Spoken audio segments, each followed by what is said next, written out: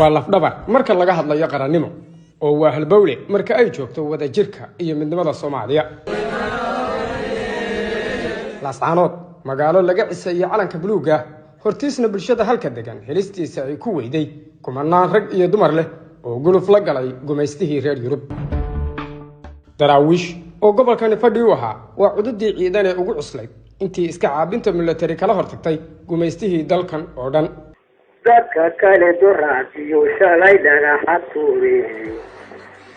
ana calanka turmoni waa taarahay abwaan bidda faarax gaas waxa uu tudacan ku muujinayaa tacabka bulshada deegaankana geliyeen calanka helitaankii qarannimada iyo burburkii dawladda Laascaanood waxay ahayd magaalo sida kuwa kale loogu nool yahay ka hor inta aan Soomaaliland qabsan sanadkii 2007 xilliga wixii ka dambeeyay laasku waxa uu qaaday wado uusan ku qanacsanay maamulkii qabsaday waxa uu mamnuucay calankii buluuga ahaa ee dadkan ugu fadhiyay muhiimada gaarka ah magaaladana waxa la dudajiyay ciidamada Soomaaliland ka soo daabashay Togdheer iyo Waqooyi Galbeed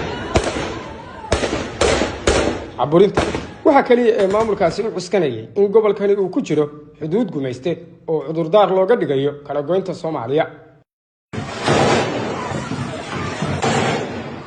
15 sano uu socday dilka haldoorka gobolka duulaan military iyo diidmada shacabka deegaankan oo aan marna quusan ugu dambeyn sanadkii 2022 bishii ugu dambeysay ayuu bilowday kacdoon shacab oo aragti ku fadhiya si la isugu bareero wixii koowaad ee bulshada deegaankani banaanka ula soo bixeen wuxuu ahaa calankii buluuga ahaa ee 2007 la xereeyay Somaliland kama garaabin gadoodka bulsho waxayna cuskatay keebka taasi oo keentay in tallaabo waliba ay shidaal u noqonaysay kacdoon cirka galay oo isu bedelay fagaarayaal loo bareeray intii ay socdeen ayaa waxa talo yeeshay golaha dhaqan ee deegaankan oo gaaray qaraar lagu laalay sheegashadii maamulada kala qaybinta keenay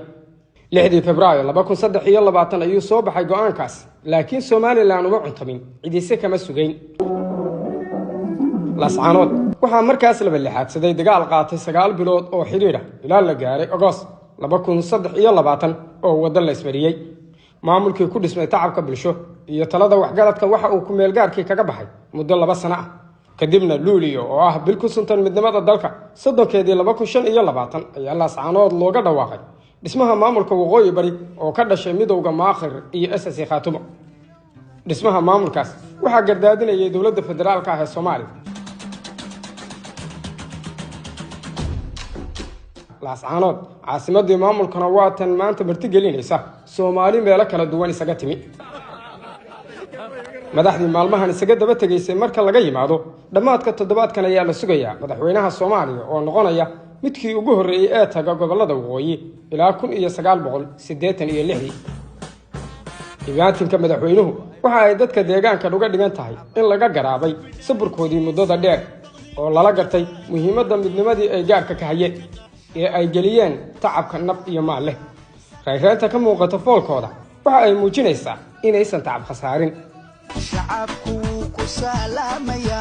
satirka